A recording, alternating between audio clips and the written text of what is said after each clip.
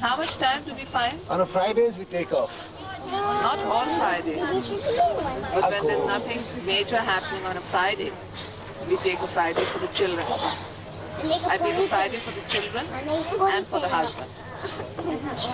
Would you want any of your children to go into politics as well? Not really. I think it's a very tough life. And since my father was in jail, and I was in jail, and my mother was in jail, and my husband was in jail, and my brother's in jail, I think the last thing I'd want is my babies to be in jail, no? No babies? But every child must make up their own minds about what they want to do. On this particular Friday, 2 members of the Bhutto clan are missing. Benazir's mother and her brother, Murtaza. He's locked up in a nearby jail. The mother, Nusrat, is taking care of his affairs in his absence. Twice a week, Nusrat used to drive his wife and children to see him in his cell. Benazir could have intervened to secure her brother's release. She did nothing. Branded a terrorist by General Zia's regime, Murtaza thought it would be safe to return from exile once his sister was in power. He was immediately arrested. He had, it's true, made the mistake of disclosing his political ambitions, which sparked off a bloody war of succession between brother and sister.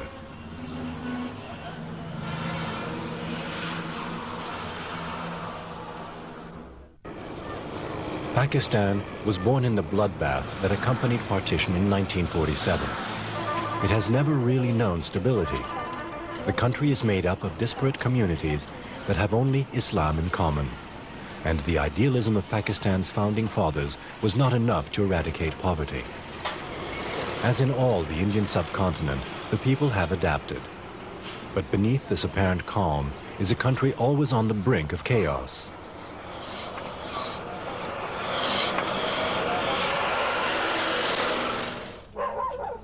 Here, life is a daily battle. The birth rate is among the highest in the world, and so is the death rate. 130 million men and women try to survive as best they can in these appalling conditions.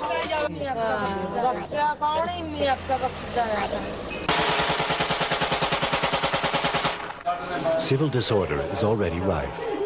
The Kalashnikov is a common weapon, openly sold in the shops of Peshawar on the border with Afghanistan. The government has even had to ban it from weddings because shots fired in celebration were killing many people. And this is only the tip of the iceberg. Pakistan has a huge arms market. Since the Afghan war, you can buy any kind of weapon here, even anti-aircraft missiles. Drug trafficking is growing in an area which already provides much of the world's heroin. And the Afghan war created hundreds of thousands of refugees who are further undermining the economy. In this unhealthy atmosphere, violence has spread throughout the country.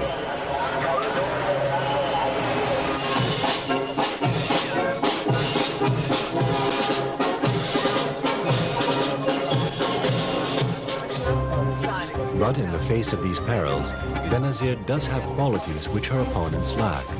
Her charisma, her beauty, her familiarity with the West. Thanks to her father, she came into contact with heads of state even as a child. She has influential friends in Washington, London, and Bonn. And at a time when fundamentalism is spreading in many parts of the world, she represents the moderate face of Islam. Her country supported the Allies against Saddam Hussein during the Gulf War.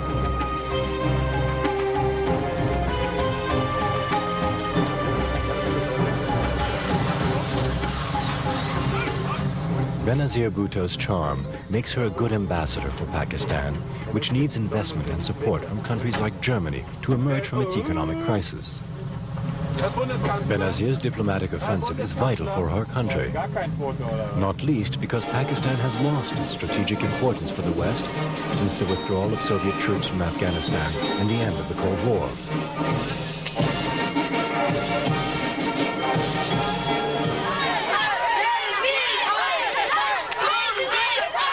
But Benazir is less popular at home than abroad, even among women, seen here demonstrating against an increase in the price of flour, a staple food for Pakistanis.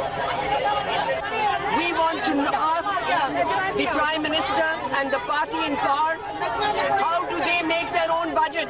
And what is their budget? And whatever is their budget is the right of the common man as well.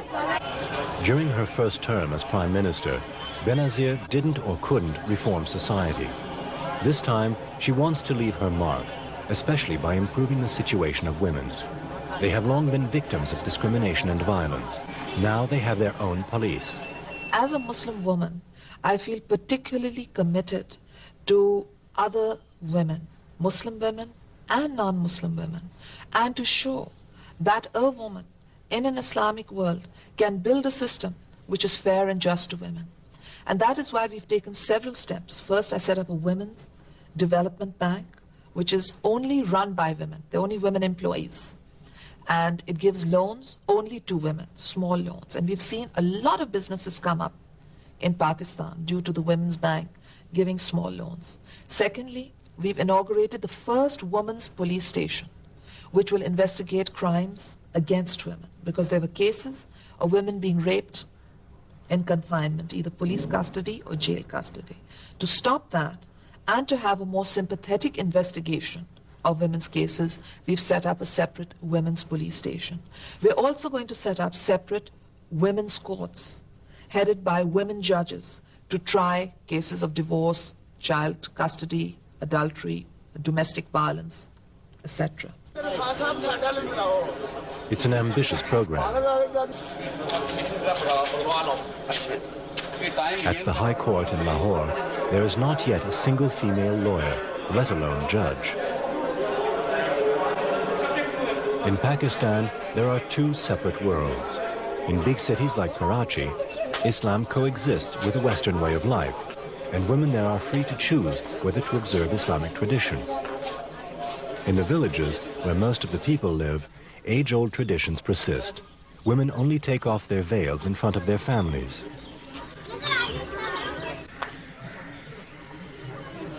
In the interior where I come from, the man goes to work on the fields and the woman sits home and does all the work otherwise.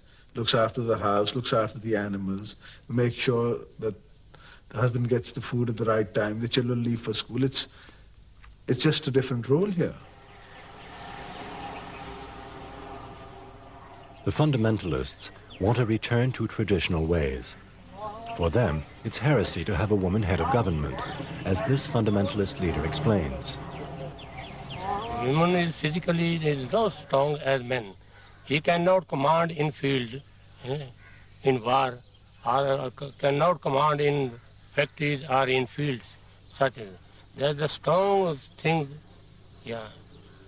burden such thing given the government to the men.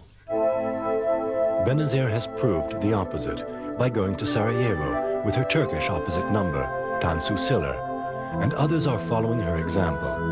Bangladesh, too, now has a woman leader.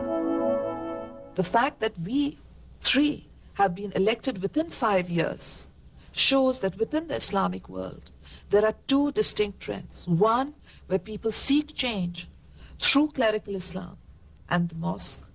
Two, where people seek change through the ballot, through the vote, and in the belief that law and freedom are the paths to pursue. I feel the success of these three countries is extremely important to the success of constitutionalism, freedom in the world of Islam. I believe that fundamentalism is on the decline.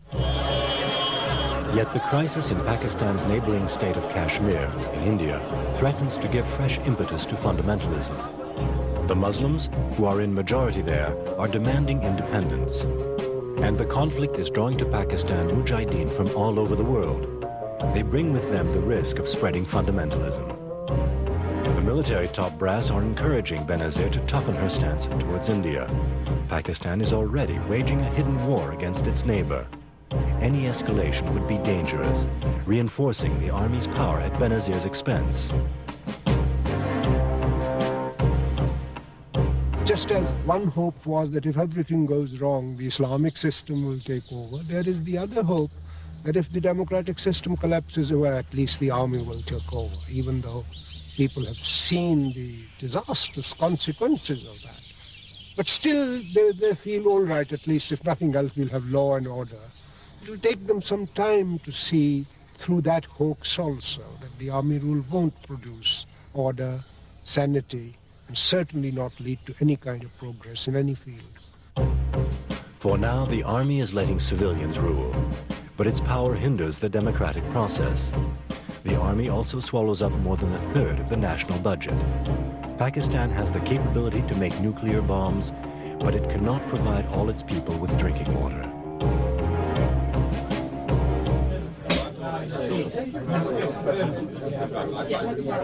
Some say that even as a student at Oxford, Benazir thought politics was her destiny, that she already believed she would succeed her father.